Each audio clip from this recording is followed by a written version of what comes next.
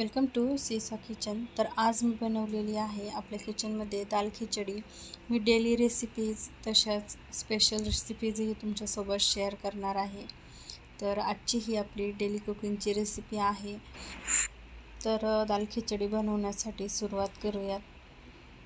तर इथे मी गॅसवरती कुकर ठेवलेला आहे, तेल घातलेलं आहे आणि तेल छान तापल्यानंतर मोहरी घातलेली आहे।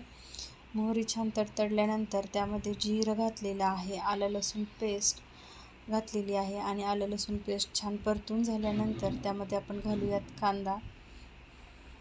तर इथे मी बारीक चिरलेला कांदा घातलेला आहे।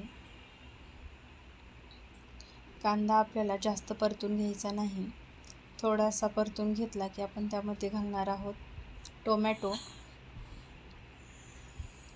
आता व्यवस्थित परतून घेऊयात आणि एक मीडियम साईजचा कांदा घेतलेला आहे मी आणि 5 ते 6 मीडियम साईजचे टोमॅटोज घेतलेले आहेत।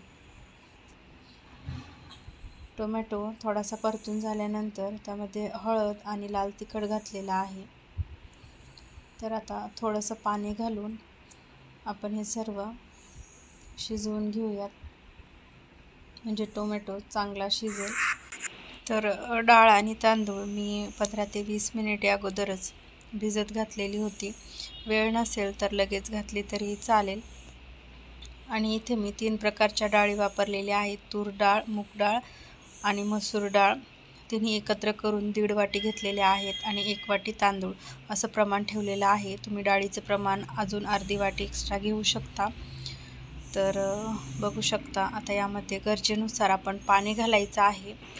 दाल खिचडी बनवताना पाणी जरा जास्तच घालायचं आहे, 3 ते 4 पट पाणी घाला। जरी कमी पडलं पाणी तरी काही हरकत नाही, तुम्ही गरम पाणी करून जेव्हा तुम्ही कुकर उघडणार त्यानंतर परत ॲड करू शकता। तर चवीनुसार मीठ घातलेलं आहे, 1 चमचा तूप घातलेला आहे, तूप अगदी ऑप्शनल आहे। तर आता आपण एकदा याला हलवून घेतलेलं आहे आणि उकळी आल्यानंतर आपण कुकरचं झाकण लावणार आहोत, म्हणजे शिट्टीतून जे पाणी बाहेर येतं ते येणार नाही।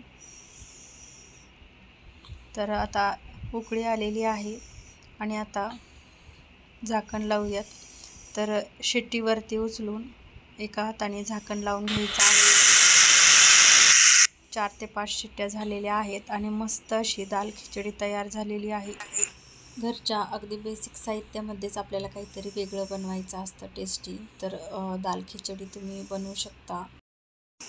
तर तुम्हाला जर आजचा व्हिडिओ आवडला असेल तर लाईक, शेअर, सबस्क्राईब करायला विसरू नका। भेटूया अशाच एका नवीन रेसिपी बरोबर, तोपर्यंत बाय बाय।